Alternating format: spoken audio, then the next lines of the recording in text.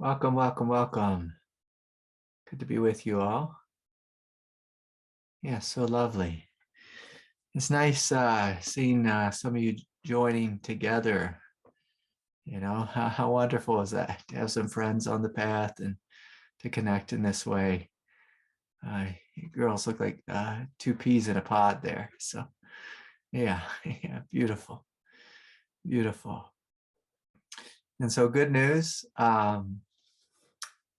The retreat is live. It's live for registration, March 3rd through the 5th. So that's about in, I think like in 6 weeks or so. I do hope you can all join. And each retreat is unique and different. Last retreat, we really opened to this presence of holy light, and the divine showed up and transmitted all these wonderful energies and graces. And many of you took great leaps on the path. And so the next one will be quite different. We're going to focus specifically on freedom. And so I hope you can join. I do hope you can join. And so, yeah, all the details and everything are on the website. Okay. Beautiful. Beautiful. So why don't we do this? Why don't we shut down our eyes and begin to feel into our hearts, connecting to a quiet presence of radiance, an energy of spiritual warmth and aliveness. Here in the Northern Hemisphere, it's winter, of course, and let us connect to a sense of warmth and the energy of love. There's a fire to it, a heat to it, a radiance. And we need this energy on the path. Sometimes we need the spaciousness of peace and the void-like space of peace. But almost always, as humans, we need this presence of love, with warmth, with heat, with fire.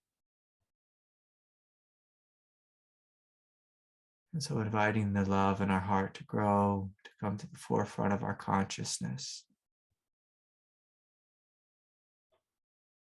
Perhaps even taking a deep breath and beginning to realize that your consciousness is made of love, made of radiance, made of light.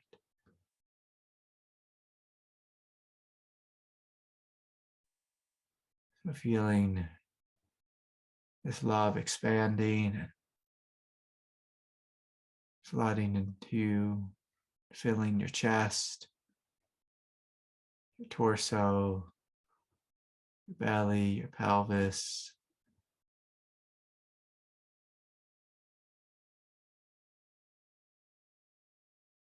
Flowing down your legs and your feet. Inviting some of this love just to pour into our beautiful earth. Blessing the earth and opening to the earth through this channel of love. And for some of you, you may notice as soon as you open to the earth and offer your love to the earth, she responds with perhaps an even greater amount of love. There's a love flowing from your heart into the earth and from the heart of the earth into you. And as we open in this way, you may begin to feel this, it's like grounding, support, nurturing support.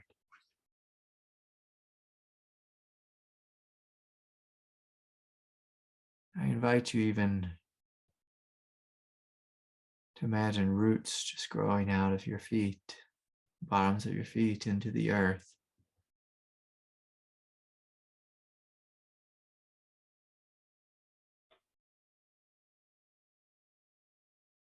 deepening to a sense of spiritual power, nobility,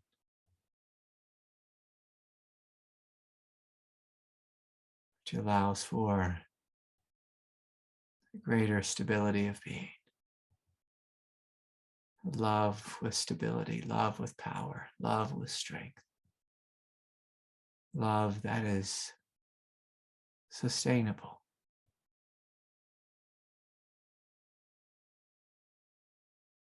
Which is much different than an emotional love of the ego.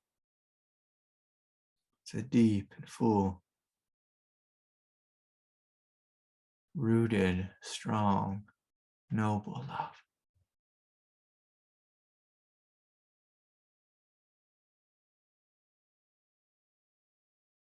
Right in the center of this, you'll notice a very quiet stability. Quiet stability.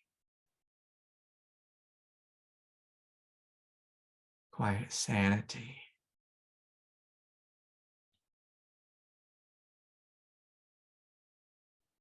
And can we open further into this love? Deep and wide, powerful, stable, sane.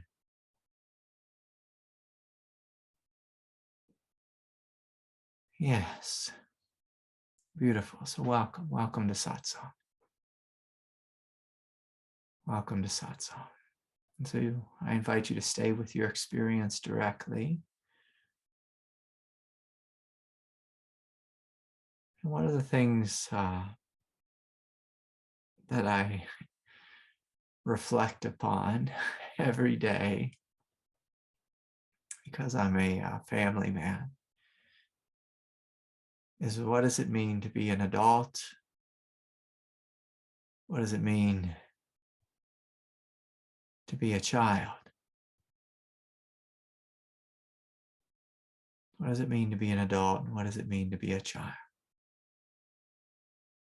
And all the time in the dance of relationship, I have a very strong-willed little girl, and she likes to push my wife around, but she doesn't really try too hard to push me around. Sometimes she tries a little bit, but she realizes she's not going to get anywhere. And I often reflect, what's going on here? And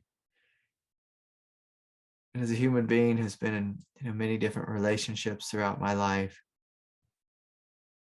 one of the things I noticed was most relationships struggle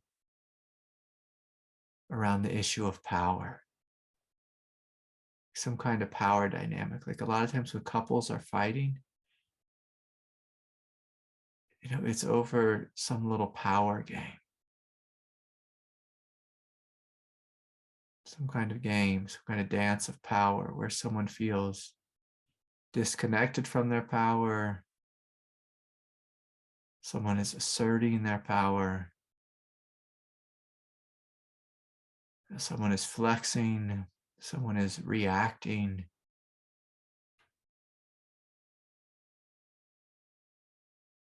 And so often I just began to wonder for many years, what is this? Why do we all struggle so much with power? When one is truly an adult, you're connected to your power. Your power feels stable, it feels appropriate. You feel, in a sense, like a goddess or a god. I know who and what I am. I know what my life is about. And I walk in the direction of truth. I live my truth. And when one is an adult, a true adult, a spiritually mature adult, we feel quite comfortable and confident and autonomous in this power. If you're ever around a great master, this is how they are. They know who and what they are. She knows she's a goddess. She's not wondering, am I a goddess? She doesn't question herself. She doesn't fight with others. She speaks her truth and lives her life accordingly. And when she speaks, people tend to listen. They tend to listen. Now, unfortunately, most people who call themselves adults, they are really children in an adult body. It took me many, many years to become an adult. I think I didn't actually really begin to be an adult until, I don't know, maybe after 35. And there were things I did that were adult-ish. I paid the bills, I had a job, this and that. But my emotional nature was very immature for much of my young adult years, for say all of my young adult years. And if we look at, well, what do children do? Children want someone else to take care of them. Children want someone else to pay the bills. Children want somebody else to love them and to hold them. And there's nothing wrong with that as a child. Like that's what your parents are supposed to do. There's nothing wrong with the desire to want someone else to come and love you and hold you and be with you. Like if you listen to every song on the radio, pretty much the majority of the songs on the radio is a child singing, crying about, I want you, I need you, I can't live without you. Oh, baby, baby. They're singing, oh, baby, baby, but they should be calling themselves baby, baby. Because this is what babies do. This is what children do. They want someone else to do their work for them, to feed them, to nurture them, to hold them. But when one is truly an adult, we don't need others. We don't lose our mind if someone doesn't give us the loving that we need, that we want, that we desire. We don't lose our minds. We go inward. And we satisfy our own needs. The rest being loving, kind, compassionate, embracing to our own self. To our own self. Now, over the last, say 4 or 5 months of my life with my family, things have been really busy, really wild. We moved across country, we moved back across country. It's just crazy. And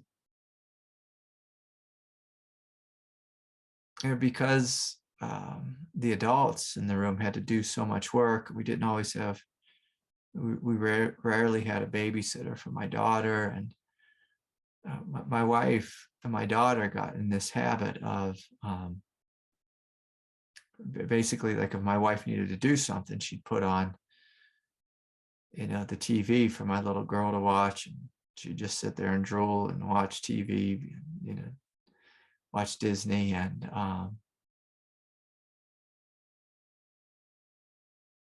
at some point, I realized what was happening.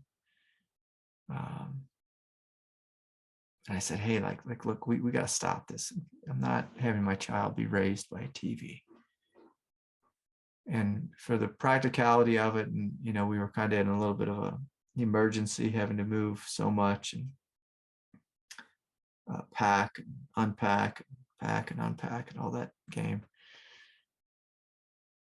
my wife just wasn't able to attend to the child so much, and I wasn't able because I was working and traveling and packing. Anyways, so at some point I said, no more. Cut the cord on that TV. And my daughter, like what I noticed what she was doing, like she was plugging her emotions into the TV. I mean, we all do this, human beings. We plug into our cell phone. We soothe with a cell phone. We soothe through Netflix. We soothe through filling our mind with some type of distraction or some type of entertainment, some type of dopamine hit. You know, whether it's TikTok or whatever it is, we soothe through technology, or before technology, we used to just try to soothe through having someone come and be in the room and save us.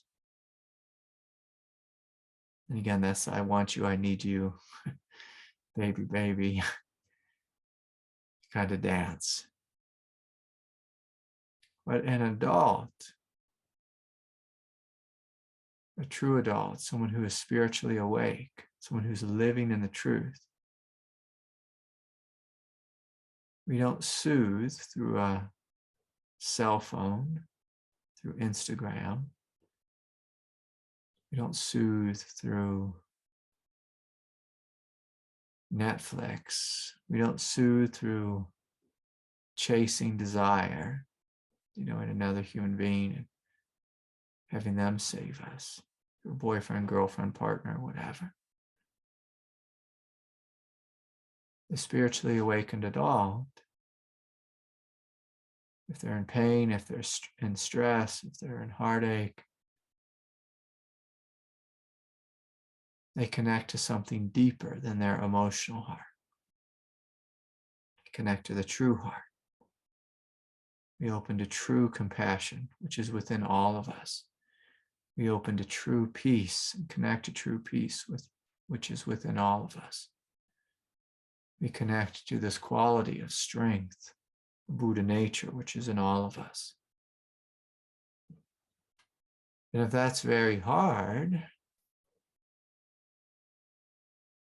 again, we don't call upon our partner, we call upon God to come into us, to light us up with grace, with light, with love, with healing, support. We go to the source,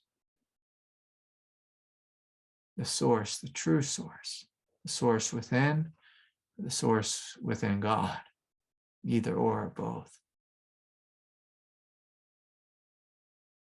But children don't know how to do this. And so children, they reach for another. They want immediate gratification. I'm suffering, I want a cookie, or like if it's a baby, excuse my language, it's like, I want a boob, like in my mouth. And if you're around babies, you'll see that. It's like, you want to shut up a baby, like put the boob in the baby's mouth. And they're just like, they go into this, it's called a milk coma. It's just like a crazy thing. It just like immediately, they feel the warmth of it, the softness of it, and the nurturing flow of the milk. And they go into this coma. They're immediately soothed. If you're a mother, you know this dance. If you're a father, it's a bizarre thing because like you don't have this gift. Like you have the gift of holding the child next to your heart, but mothers have this gift, as a mammal.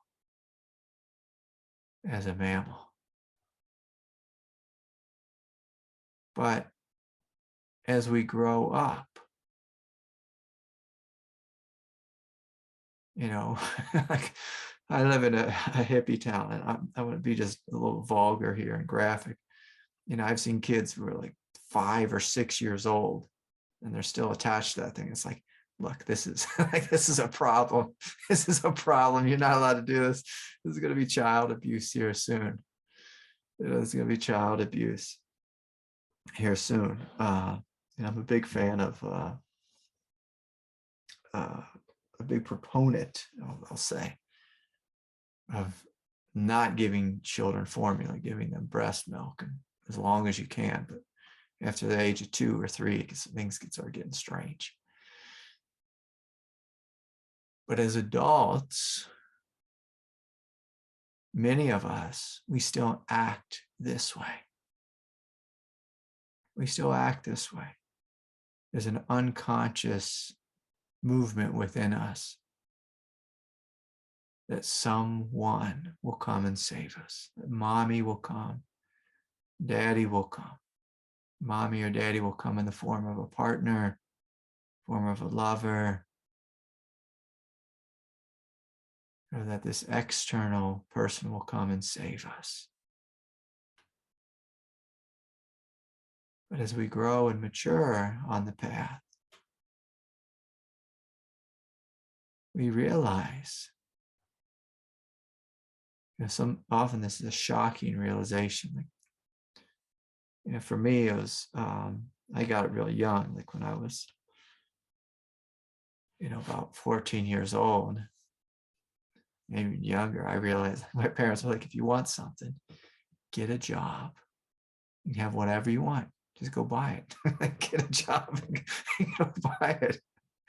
And I thought, oh, okay, like this is how reality works. They're not going to come save me. Like my parents didn't pay for my way through college.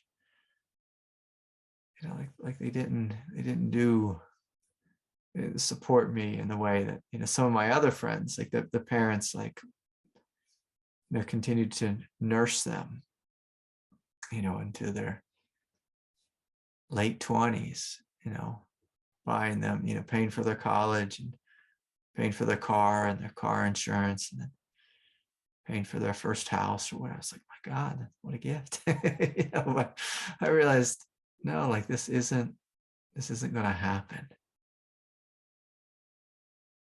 And so the path of truth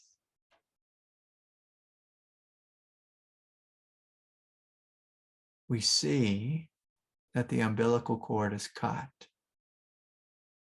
and we don't complain. We acknowledge clearly, this is how it is. My life is a relationship between me and God. Me and God, me and the path. This is the relationship, and I need to be honest about the path. I need to be honest about where I'm at. I need to take responsibility for my life, for my growth, and not pawn my growth onto someone else, onto my partner. And I can remember the first number of serious relationships that I was in when the individual decided to leave me. And I was so brokenhearted. I realized how deeply I was plugged into them. And plugged into them in a way that was not healthy, not autonomous, that was codependent.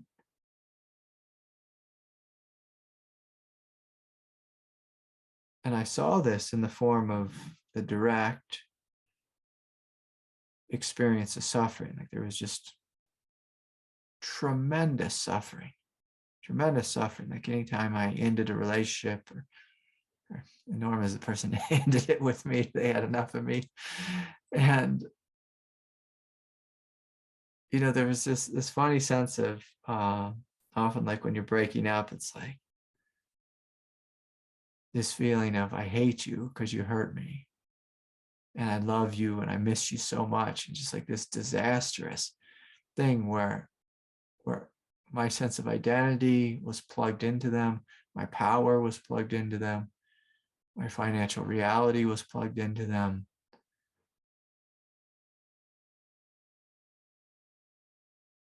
My sense of community was plugged into them. And again, like some of this is absolutely normal and human, of course, as a mammal. Like if with someone you love them deeply and you break up, like that's going to hurt. But there's an extra level of hurt, what I'll call unnecessary suffering, when we've given all of our power, all of our autonomy over to someone else. Over to someone else. And if we're going to be spiritually awake, you can absolutely love deeply, but you can love deeply in a way where your power stays rooted, stays here, within your being, within your presence. You don't give your power away to another. You don't project your mommy issues or daddy issues onto the other. You don't make the other person your mother, father. As someone who's truly awake and who's spiritually grown up, and their power lies within. There's no codependency. There's a sense of I know who and what I am,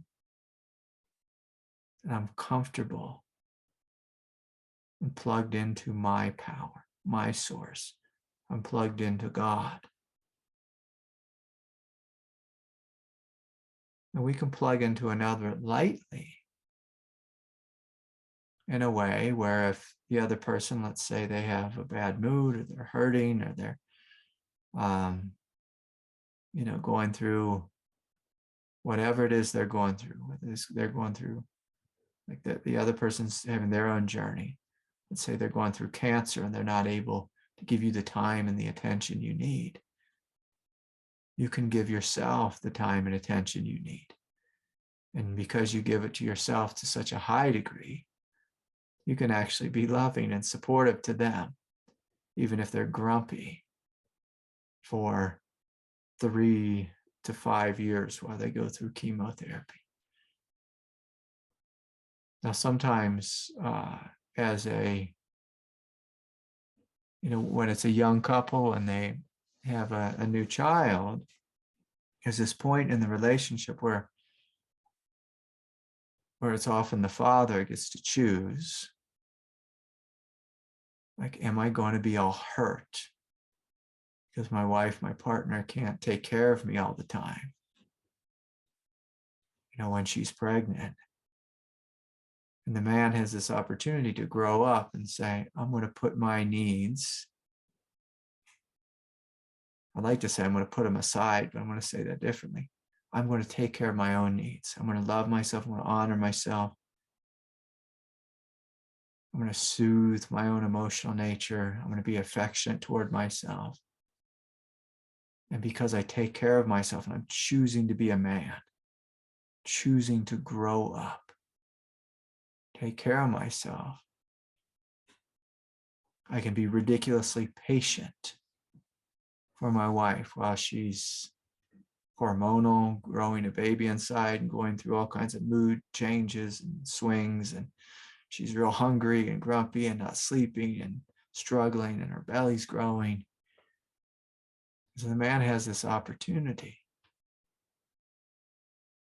Now, a lot of young couples, they get to this point and, if they're saying like, oh, my needs aren't being met, it's like, sometimes I want to grab a young guy and say, what the hell's the matter with you?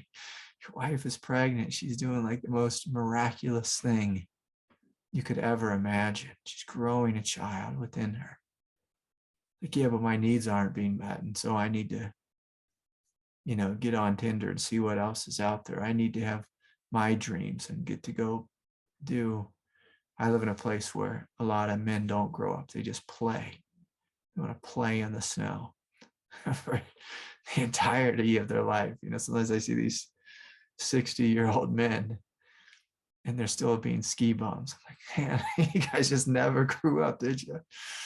Never grew up. And that's okay. I mean, that's okay if that's your choice. But on the path, we don't get very far if we don't grow up. We don't get very far if we don't take responsibility for our life. If we don't take responsibility for our life.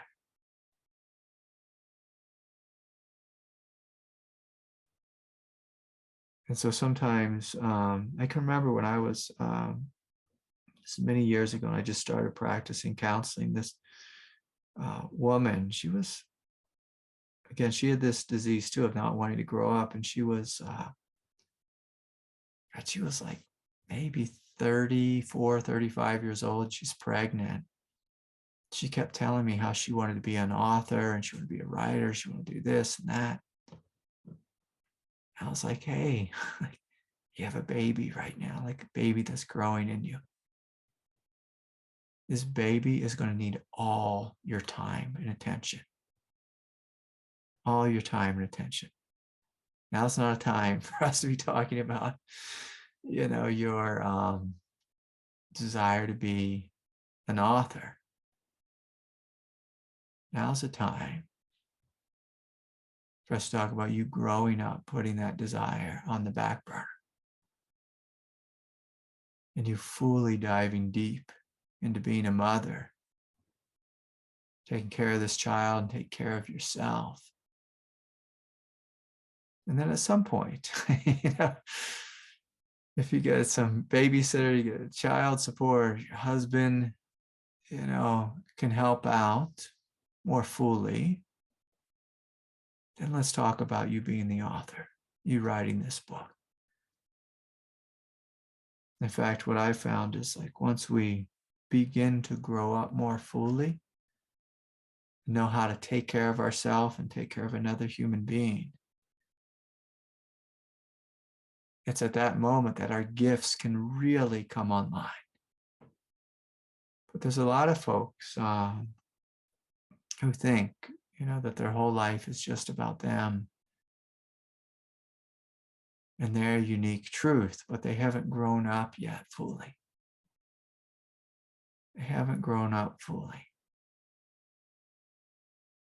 My wife, she works in a preschool, and one of the things she sees is she sees a lot of people have kids because they think the child is going to do something for them. It's going to be like feel some emotional need for them. And it's like, no. That child's not going to feel an emotional need for you. It's your job to feel the emotional need for the child.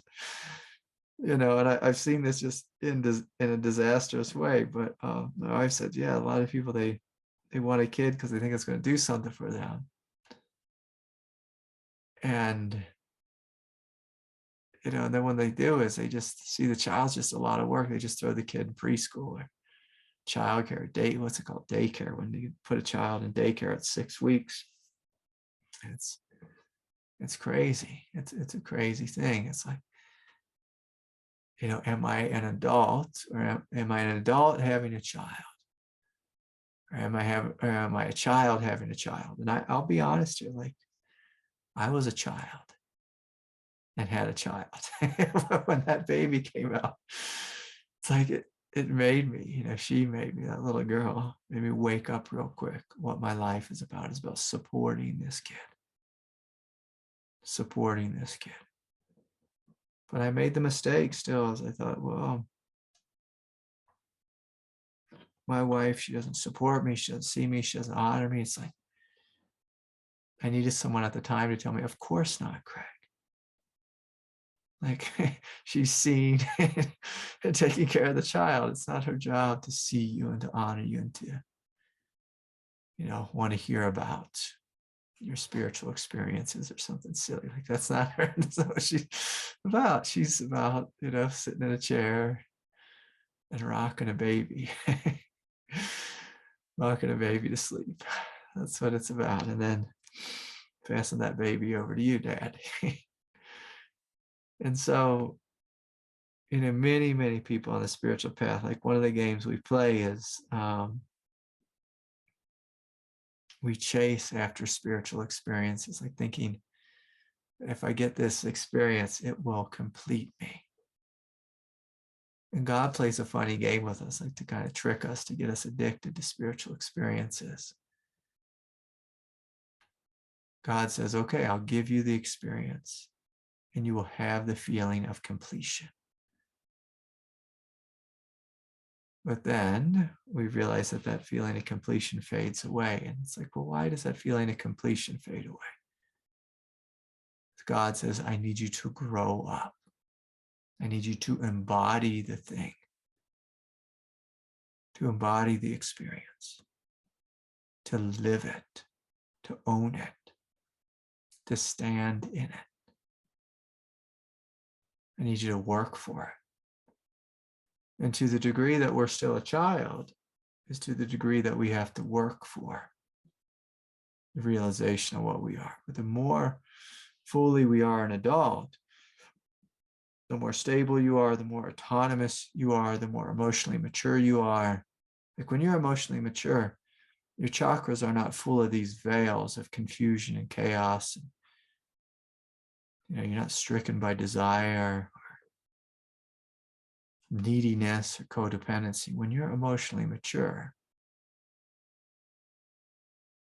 like the next natural step is a step of stepping into full spiritual awakening. And it's much easier when you are an adult. And again, I can say this with transparency. When the realm of spiritual awakening came online for me, I was kind of an adult. Like, I knew how to be a father. I knew how to pay the bills. But when I started to have really big opening experiences, I'd have this big bipolar swing on the other side of it. I'd have a big opening experience. And then God would show me all my wounds and my shadows, my shortcomings, my foolishness, my codependency, my anxiety, my fear, I had tremendous unworthiness. And when someone is a true adult, we don't feel unworthy. When we're a true adult, we know what I am is good, what I am is worthy of love, what I am is whole and complete. And so when the energy of spiritual awakening comes by the way of grace, it's easy for it to take root. But for me, I had an incredibly messy awakening, this big awakening and big closing, big awakening, big closing, big awakening, big closing. And the closing, it wasn't really a closing. It felt like a closing, but what it was is the light of awareness brought all my wound, my shadow, all the places where I was ridiculously needy. It brought those to the forefront of my consciousness. Now, luckily for me, I had good teachers. So when I brought this to them, basically they challenged me to take responsibility for what was there. But what I see a lot of people do, instead of taking responsibility, they say, why did God take it away? Why did God take it away? Why is God punishing me? Did I do something wrong and now I'm being punished? It's like, no. You're not doing anything wrong. You've actually done something right. You've done something right. And God is showing you the truth. God is showing you where you need to do the work. God's showing you where you need to do the therapy, the counseling, the shadow work, or whatever it is. God is showing you where to embody, where the light needs to shine more fully, where love needs to come online, where compassion needs to come online. But sometimes we have a fantasy in our mind. It's, this is I like to say it's in our culture. It's in every culture. Prince Charming is in every culture. That let's just say that they are going to come and save me and complete me. they're going to come and save me and complete me. And I don't care if you live in Alabama or Jamaica, in India or Brazil or wherever it is, Indonesia. When you turn on the radio in any country, there's this guy, this gal, someone singing the song about someone coming and completing them, saving them, merging, melting into them. When we are an adult, a true adult, we're not looking for someone to come save us. When we are a true adult, we merge, we melt into the depth of our being, the depth of God, the depth of our being and the depth of God. And so this is a great question of, well, what does it mean to be an adult on the spiritual path? Am I wanting someone to come and save me? And if that's us, we might be waiting a long, long time. And sometimes when we've waited a long, long time and no one comes, sometimes we cry and complain more. But other times we wake up and we realize, oh,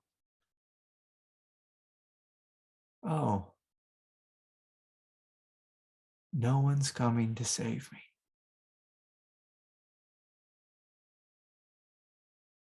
And so what would it look like for me to save myself? What would it look like for me to love myself, to hold myself, to nurture myself?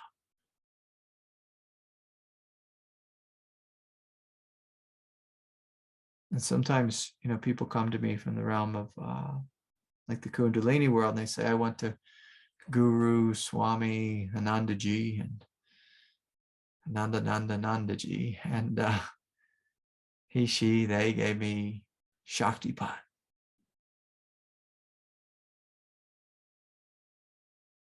So, okay, that's great. I'm glad they gave that to you. And then they said, but it went awry, like the energy shot up to the left or to the right, or it went this way, or it went that way. I said, okay, well, now's the time for you to do your work. So the guru gave you grace. God gives us grace. But if we want to live in a state of grace, we have to claim our life and choose to be courageously open. Courageously open. Now, children often are not courageously open. Children are naively open. And that's okay. You're just open to whatever's there. If we have good parents, it works out good. If our parents aren't so great, the child learns, oh, I cannot trust, and I shut down. And that tends to be what happens for most of us. We get hurt, and so we shut down. But as an adult, we get to choose to courageously open again. And then we can add something that we discover, like through courageously opening. I need to have some wisdom about who and what I open to. I need to have discernment about who and what I open to. Some things we open to are very, very supportive. Now, if we open to our truth, we open to God, no problem. If we open to someone else's truth, it depends on what kind of character they are, kind of character they have. Their person of nobility, that can be a supportive thing. If we open to another child on the path, and that's what many of us do, like probably the majority of people on Tinder are children over the age of 18. I don't know if Tinder has an age limit, but let's say it does. Children over the age of 18.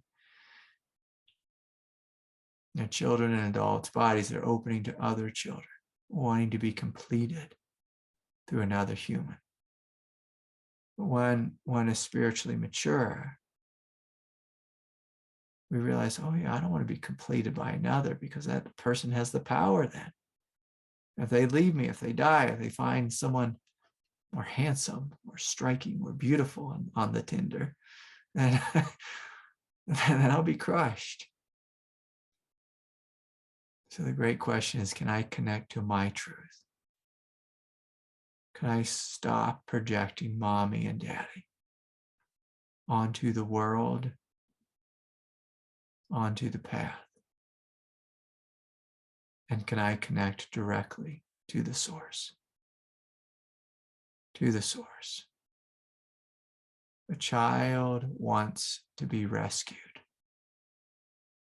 Rescued. An adult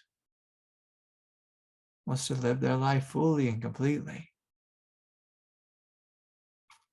An adult, because they live their life fully and completely in alignment with their power, their truth, their love, their compassion, they actually have the energy to serve. To serve another. The child wants to be served. Wants to be served. And so we have to really look at ourselves and be honest about what it is, like what it is within us. And so, why don't we play this game? Why don't we all just close our eyes again? We'll just open to the realm of inquiry. And just gently asking ourselves, to be really honest, like, where am I still stuck being a child, attached to being a child?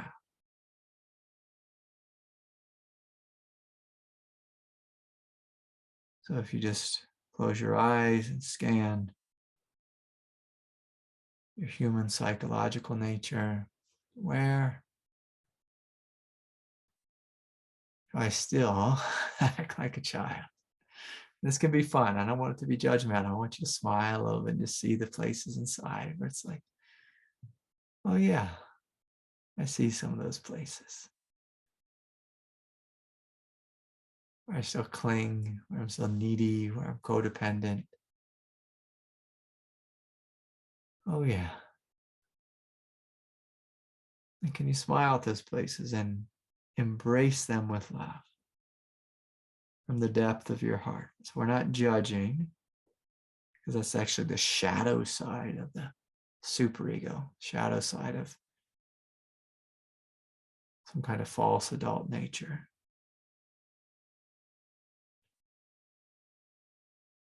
Do I need another person to complete me? Is that really what I need? Or do I need a deeper relationship with myself?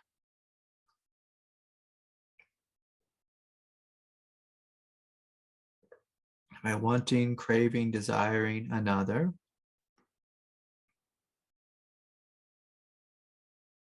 Or am I willing to do the work?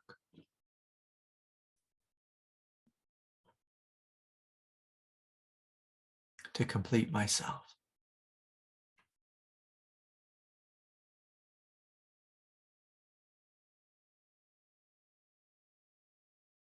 Do I want someone to come and save me, or am I willing to save myself?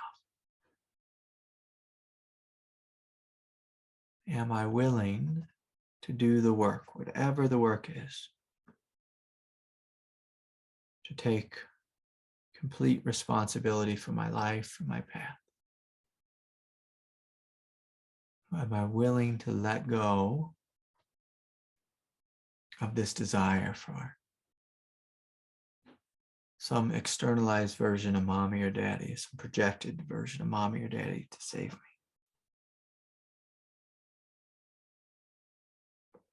And why don't we just take a moment and just look at that? How do I project mommy on the world? on the path? Am I waiting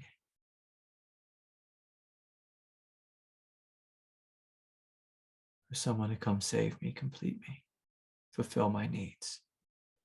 Do I know how to soothe and take care of my own heart, my own humanity?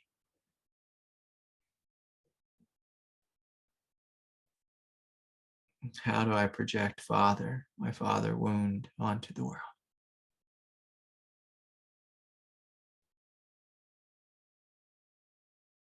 How do I do that?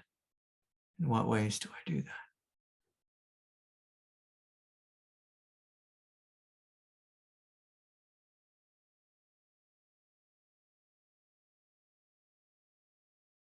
Am I willing to unplug from my mommy wound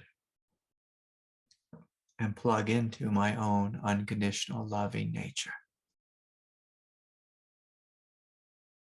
Am I willing to unplug from my mommy wound and plug into my own unconditionally loving nature?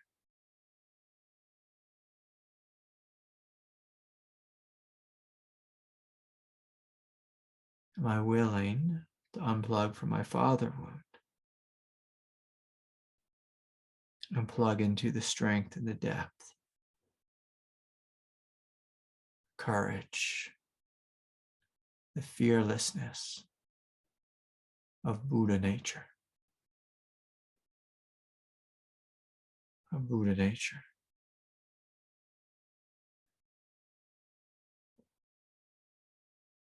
And am I willing to see that to grow up spiritually requires that I'm clear, that I'm honest, mostly that I'm unconditionally loving toward myself and unconditionally willing to be with all myself and through all the stages of development as long as it takes. As long as it takes. And so beautiful. So you can open your eyes if you like. And one thing I notice a lot on the path is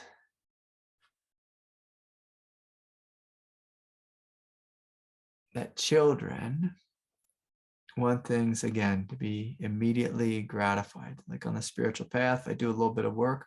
I want to be completely and totally and utterly healed. Now, an adult on the path is never, never confused or reactive when we find another layer of pain, of sadness, of guilt, of heartache within us. Like an adult, when we're an adult, we say, oh yeah, like development takes a long time.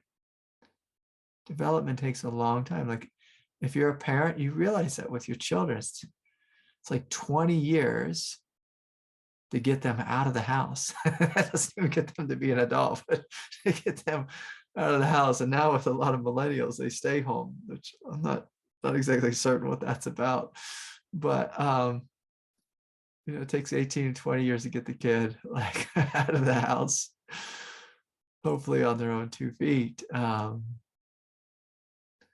so as a spiritual adult, like when we're on the path, we find like, oh my gosh, like, look, I still have more anger, resentment toward my ex or toward my father or mother. As a spiritual adult, like, I don't want you to be shocked about that. I want you to be just like any parent is like, oh yeah, like, of course, like my kid's a kid, like there's many layers to their growth. And the growth goes on for decades. Decades. Like a lot of times people come to me, they say, Craig, I've been to therapy. And I'm like, that's great. Like I still go to therapy sometimes. It's like,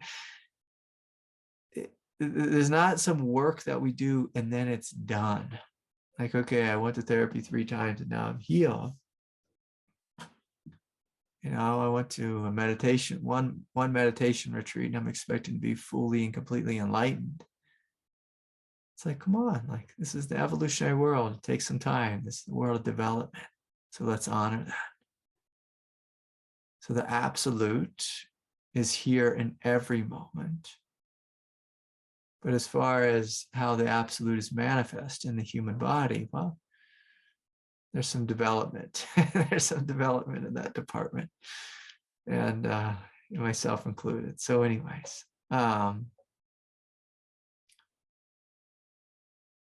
Justina writes, this has been a fantastic talk, perfect for the Venus-Saturn conjunction happening now too. Okay, good. I hope I'm gonna have to study up on the Venus-Saturn conjunction. I was listening to some astrologer, but she got so lost in the clouds that I couldn't follow her. So I'll have to look into that Venus-Saturn conjunction. Kyle writes, hey, Craig, what are your thoughts on karma yoga, the path of service? Yeah, well, I touched on this briefly. When one is truly an adult, like when one has grown up, when one fully loves themselves and can soothe themselves, take care of themselves,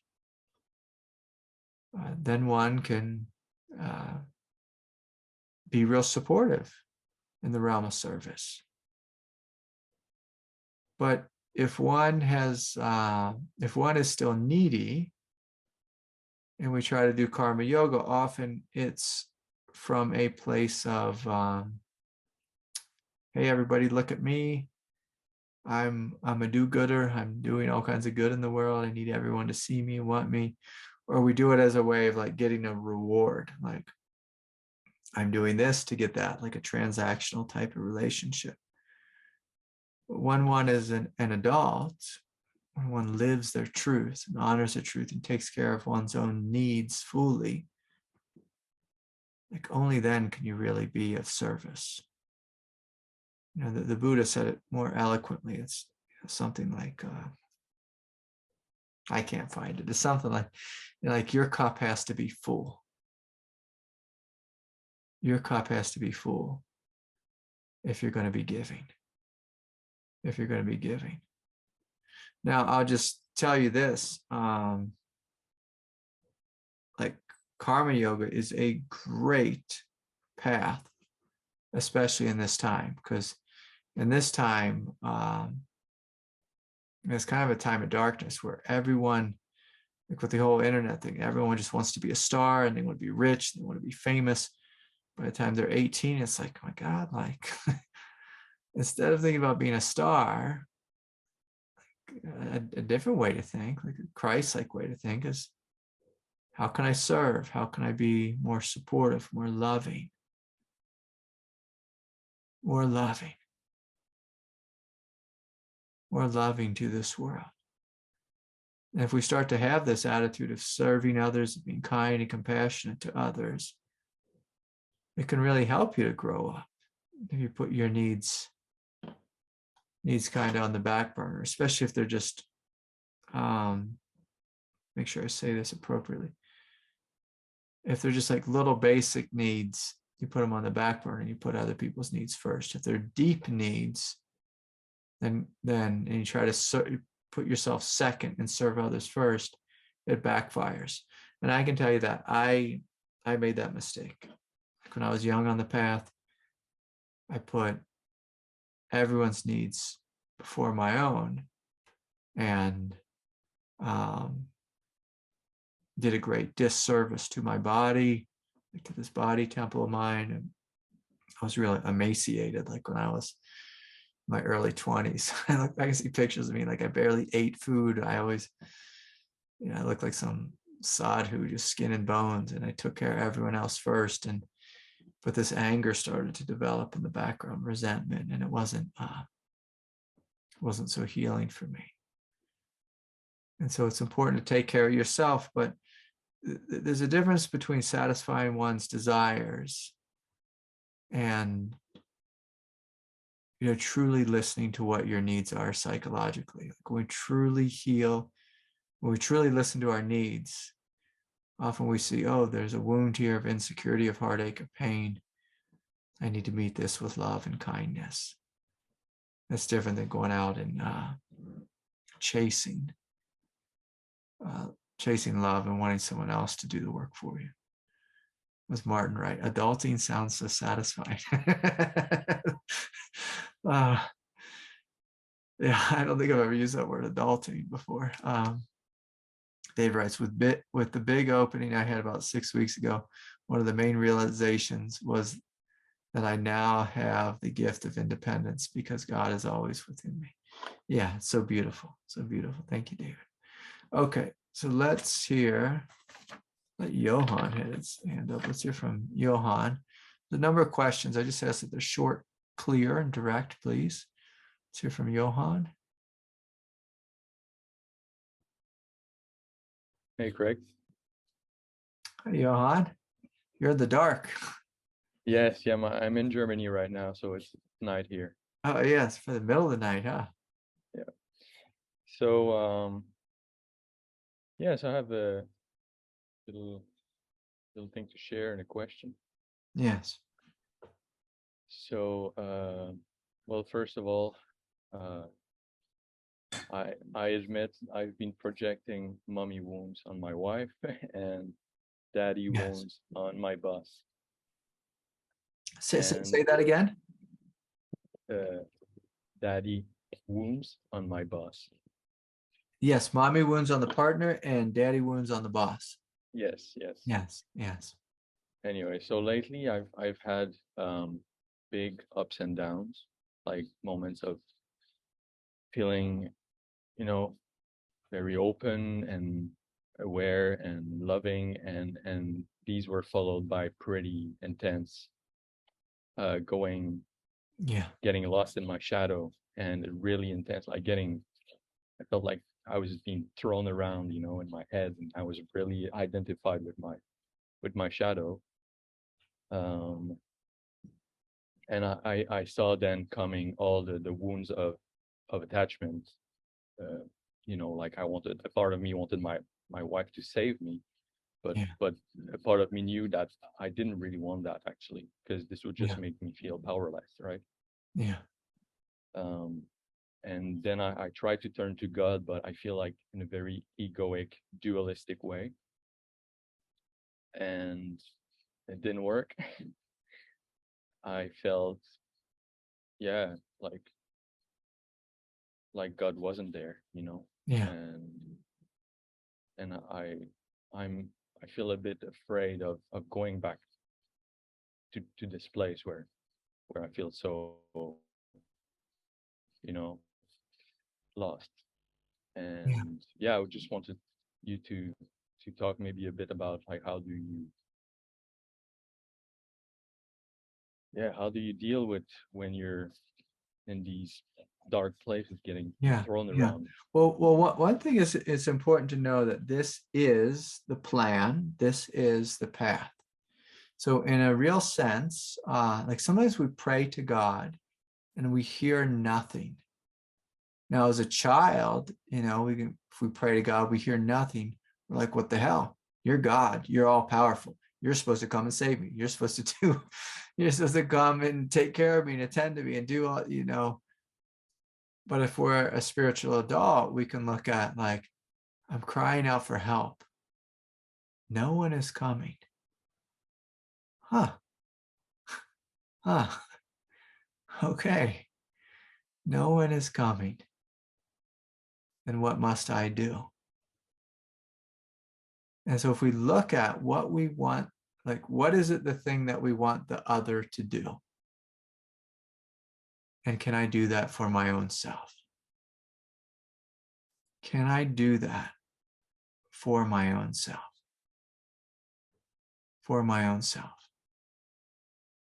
And so if we want, say, our wife or girlfriend or partner, whoever, to save us, and we see that we keep, wanting her to do that, but she's not doing it, or we're wanting God to save us, we say, okay, that's not happening. Like sometimes God specifically abandons us, like so that we can discover our own strength. And so we ask ourselves, well, what would it mean to be strong in this situation? And often the first thing we need to do is get out of our head. Because in our head is that crying, demanding child saying, I need the world to be a certain way. I need God to be a certain way. I need my partner to be a certain way. I need my boss to be a certain way. We get out of the land of projection. And so this willingness to walk through the darkness of the night and to stumble around, to fall on our face, and then to get up again. To get up again. You know, I can tell you, I'm going to tell you guys a terrible story. I've told this before a bunch, but I was in Santa Cruz with my daughter when she was a baby. Like she could just barely stand up. And we're just laying on the beach. My wife, she was, just like laying out suntanning. She's Hawaiian, like she loves to suntan. And so, I was just kind of messing around, and my baby was like playing around like on the edge of the ocean.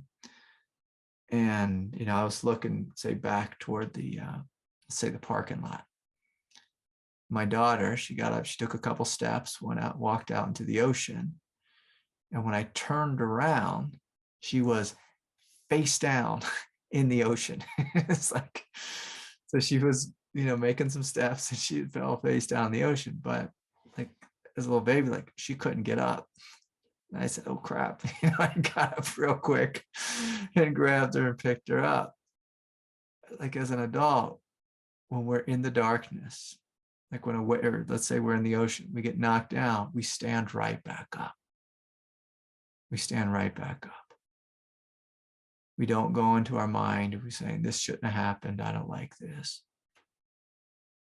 We take responsibility for what's here.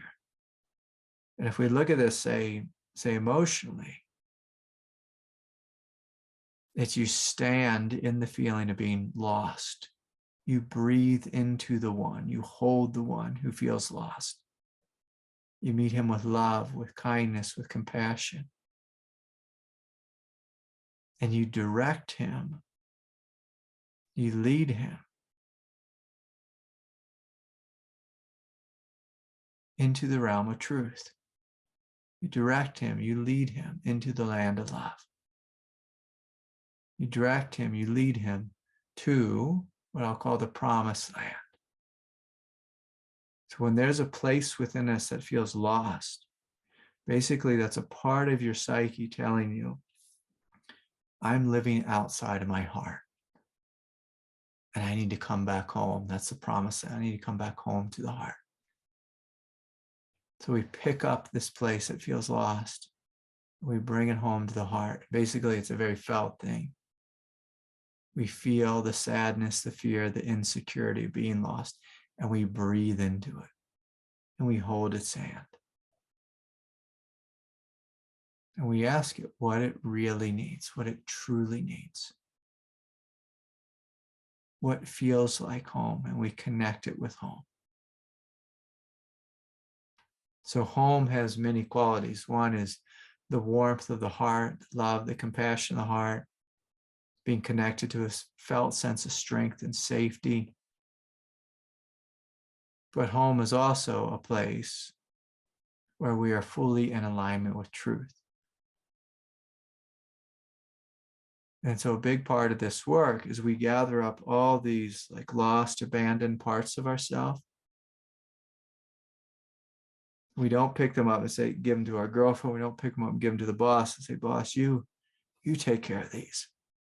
I'll say, what the hell are you talking about? Like, I need you to work. I'm not here to take care of you. You're here to work for me. We take all these lost, abandoned parts of ourselves, we bring them home to the heart. We meet them with love. We breathe into them. And again, like this process may take, 12 deep, full breaths. It may take like 12,000, 20,000, 100,000 deep, full breaths where we're holding, where we're embracing, where we are including these abandoned parts of ourselves. So we're sitting with fear, sitting with abandonment. And we're saying, I see you and I love you and I care. I am here with you. I am here. And so it's you connected to the depth of your heart.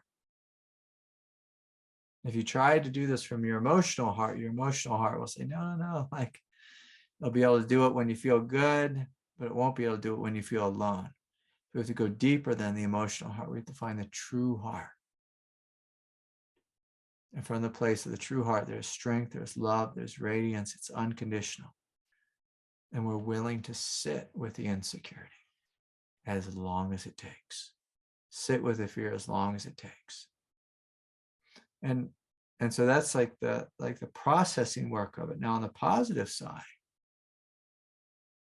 when your true heart listens to all the different aspects of yourself, the true heart can discern, can begin to awaken to, like, what are my gifts? What are my must-haves in this life, in this world? What is my truth? And so the true heart has this ability to listen to our own unique truth. And the reason this is important is when we're plugged into our unique truth, when we listen to it, we don't feel lost anymore. There's a sense of, I know who I am. I know what my life is about. I'm a spiritual man. I have this gift. And so I'm going to do whatever it is that supports this gift here on planet Earth. And as soon as you start supporting your gift, your truth, we don't feel lost. But if we have a gift within us that we're not listening to, we're not honoring, we're not supporting, you should feel lost, like you're actually supposed to feel lost, because that's a sign you're disconnected from the truth. But when you're connected to the truth and you support the truth, you don't feel lost. You may feel a little bit inconvenienced by this world. It's like, oh, my gift isn't taking off as quick as I want it to, but at least you know I have this gift, you know the direction you're supposed to be walking. You're oriented in a way. You're oriented in a way.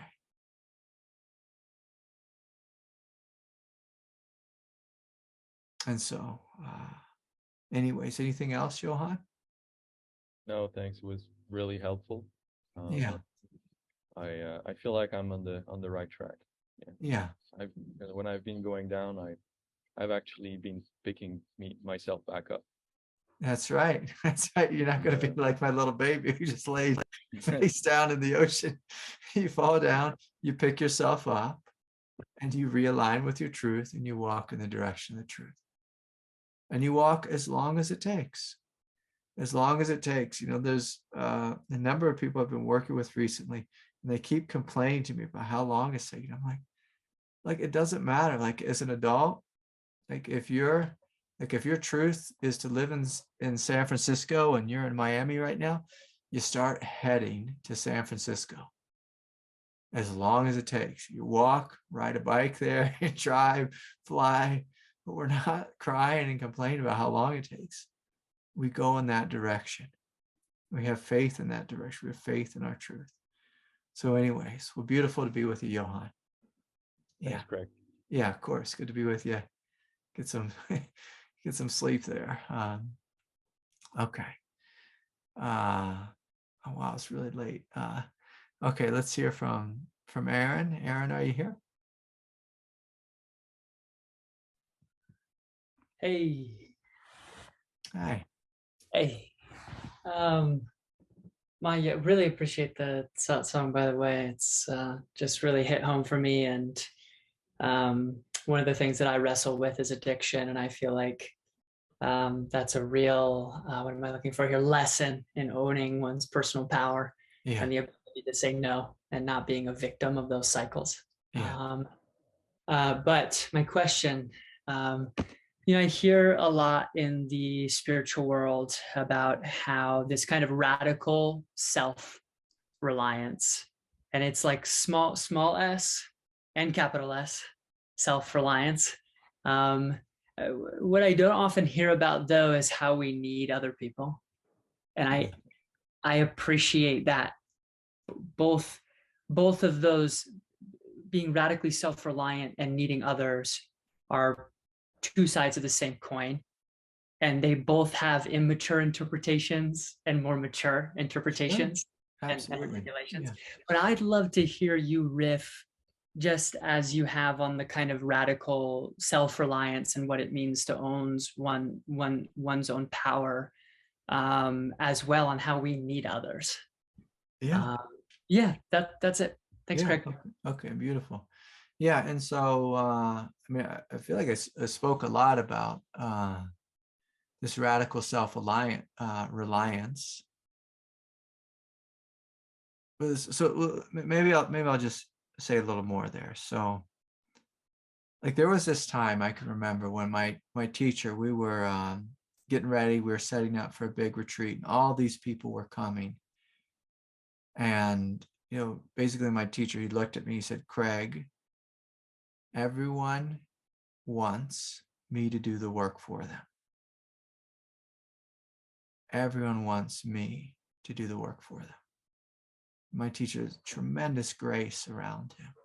And so a lot of times their students were just, I was definitely on the receiving end of grace. We were all on the receiving end of grace, those of us in his company. And,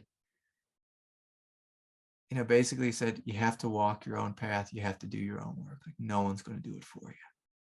No one is going to do it for you. That's a bottom line. No one is going to do the path for you. Now, awakening often happens by grace, but again, if you're going to live it, if you're going to embody it, you have to own that. You have to take responsibility for what has come to you, what the grace that has come. You have to choose with your thoughts, your words, your actions, your behaviors to live the truth if you want this thing to stabilize.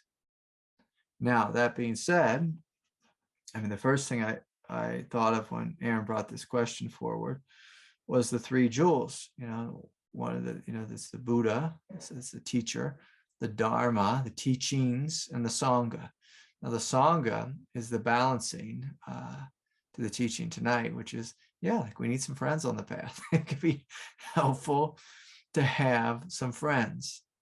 And one of the things that friends can do is, friends and relationships can help point out your shadow, can help point out your wound, can help bring up your wound. Simply because, like, if you have a wound and you're in any kind of Sangha, that wound, there's going to be like someone in that Sangha who pokes on it, who pushes on it, who brings it forward, who breaks your heart, who calls you arrogant, who says you're too big for your britches, or he's, just they'll say something. Someone in the Sangha will, in a sense, attack you. And let me tell you, like, we need that. Like, we need a little harassment. Harassment makes us strong. Makes us strong. We also need gentle, loving support as human beings, as mammals. Like, there's times when we need to go cry on someone's shoulder, but what happens a lot of times, though, is we connect with people like an emotionally codependent / toxic, maybe too strong a word, but just like a lot of times people get together and they just complain, and everyone complains. Like, we're going to get together, we're all going to gossip about so-and-so. We're all going to get together and complain about this one thing. And that type of community support isn't helpful. Like, I had a friend once, like, I had a bunch of friends. I don't know what it was, but there was like 9 of my best friends in this little town that I live in. Every single one of us was going through a divorce. I'm like, God, this is crazy. these crazy women, they're so crazy. It's all them, and it's all their fault. And then one of my buddies, he was a lot more mature than the rest of us. He's like, Craig, look, man, like this story that you got. And it wasn't that the women were crazy. It was really, like they beat us up and they take advantage of us and they leave us out to dry or something like that. Was all of us had that kind of story. We were all just had like the crap knocked out of us by all the women we were in relationship with. One of my buddies pulled me aside. He's like, Craig, I'm tired of hearing you complain about your ex-wife. Let's together right now make a new story. Right now. And he held me by the hand. Like the story in my head was, all women hated me. I'm a terrible failed father. I've got nothing in life. I'm poor. I'm broke. This is like sad, sappy story. And he's like, Craig, you're a great guy. You're an incredible father. You're a great guy. You're an incredible father. And he's like, and girls actually like you. And that was really healing to me because I had this terrible story in my head. And he helped me awaken out of this story that I got from my divorce was, all women hated me. And I was a terrible father. This is the story that my ex told me. Like, I was the worst man who ever walked planet Earth. And I believed it. And so it was nice. It was nice that I had a friend who was mature and who held me on by the hand. He actually like picked me up and shook me a little bit and be like, Craig, snap out of this terrible story you're living in. Snap out of it. You need a new story, a story in alignment with your truth, with your truth. Now, one of the great fortunes I had was I always had my teacher, like he was just in my life fully. So I had the great support of him. He always believed in me. And so that was so supportive to have that type of relationship. So I'm a big fan of having a teacher. And what's also helpful is just to have some friends on the path, some spiritual friends, some people who know you and who can see you. One of the things that I realized is a lot of people on the path don't have like a good teacher, a root teacher, and they don't have spiritual community. They're just kind of like on YouTube and trying to do the path alone, let's say in Missouri or Minneapolis or in Oklahoma City, just somewhere. It's like, and they're not connected to spiritual friends, spiritual community. And they can be the feeling of being like a lost sailor in the world, like just out at sea, and the world can seem meaningless or pointless, or it can seem like it's all samsara.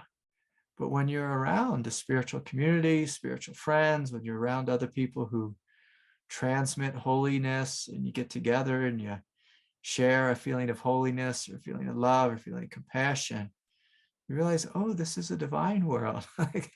And there's support here, there's love here, there's connection here. And then we're sharing books and we're doing inquiry practice with each other, and we're challenging each other to grow, and we're committing not to hang out and just watch TV all day, or what do some people do? Play video games all day.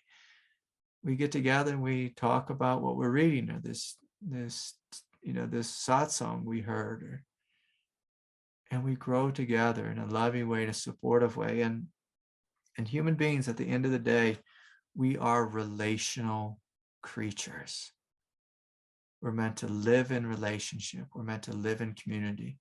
We're meant to, have like some type of family, whether it's just a bunch of friends or community or just whatever it is, some type of communal family environment where where we're in relationships with others, where they're mentoring us and we're mentoring others. And some people are challenging us to grow. Some people are poking at our wound and our shadow. Some people are giving us cold, hard doses of truth. And some people are giving us, like a warm heavenly dose of truth. And so as human beings, we're these multidimensional creatures. We need support, we need love, we need compassion. You know, if we take like my first teaching I offer tonight too much in like a strong stoic direction, I've seen way too many Buddhists just burn out on the path or drift into nihilism, which is, to me, it's like, we're on a path of spiritual awakening and love and compassion. It's not a path of nihilism. Like, you know, so sometimes when we get too serious, like with our will and with our mind, we squeeze all the love out of the path. And, you know, as human beings, there's something in us that's just like a sponge, you know, that's just desiring love, wanting to soak up love, wanting to merge into the unity of God, the unity of life, the unity of others. And, you know, if we don't have that, we should feel dead inside. And that deadness is a sign like something's off on this path. Like if it's just will and mind, we're going to feel dead. And again, like we should feel dead because we're not honoring our heart. We're not honoring our heart. Our heart wants to give, it wants to serve, it wants to love and be loved. And the whole point when I was speaking in the beginning is, can we love in a way that is adult and mature? Adult and mature. Now, I can tell you this, I can say this with great confidence. I don't need anybody to see me, to love me, to hold me, to do any of that stuff. I can do all that stuff on my own, and I'm fully connected with God, where God's always doing it to me anyways. So I don't need others. But do I enjoy others? Absolutely. Absolutely. Do I love, just in a human way, do I love to be with others? Absolutely. Do I learn from others? Absolutely. Do I grow from others? Absolutely. And so do I need them in a human way, in an evolutionary way? Of course. Of course. In an absolute context, I'm fine. In a relative human context, no. Like, where would I be without Doodles? Where would I be without Buster? Where would I be without my girls? It's like, you know, I would just feel like there was something lacking in my life. Where would I be without my friends? It's like, it's one of the reasons I do so much jujitsu, is because I get to go be with my friends in a physical way. In a physical way, just, you know, almost every day of the week.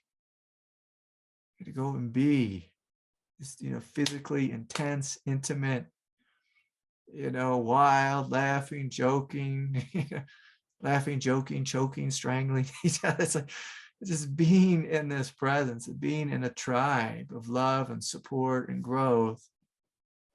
It's a beautiful thing. And as human beings, like, we have this need. And again, I've met just too many Buddhists who just try to do like that path of asceticism alone. And then they come to me so serious. And so, you know, I hate to say, just like with resentment and anger and like sadness and depression, like all mixed into one. It's like, hey, how about that heart? How about that heart of yours? Doesn't the Buddha have a heart? And they're like, oh yeah. Oh yeah, the Buddha did have a heart. What's the heart of the Buddha like? Can we get in touch with that? Can we get in touch with that? And the Buddha, like, he didn't just go live in a cave by himself. He had a great community around him. A great community. And all his teachings are all stoic and all this kind of stuff. But I'm sure if you hung out with him, you see he had a personality, and there was people he loved and had deep connections with. And you know, there's probably people he laughed and joked with. You know, but the only teachings that we have from the Buddha, he's so damn serious and strict and pith-like. It's like the personality is squeezed out of him. But we are here to be individual embodiments of the divine, and to dance and to play in the mud and get messy and to fall in love and to grow and to, you know, cause a little confusion and chaos and, you know, kick some sand and eat some sand. And you know, it's like, we're here to get in a little bit of trouble. And you know, can we enjoy that? Can we enjoy that with our fellow human beings? And so anyways, beautiful question. Thanks, Aaron, for helping balance me out tonight. Okay. For any of you who weren't here in the beginning, offering a retreat March 3rd through 5th. Details are available on the website. You can sign up now. I hope you all can join. And all the groups should be stable. I'm not traveling anywhere anytime soon. So much love to each of you. And we'll see y'all soon. We'll see y'all next week. Okay, bye for now. Good night, everyone.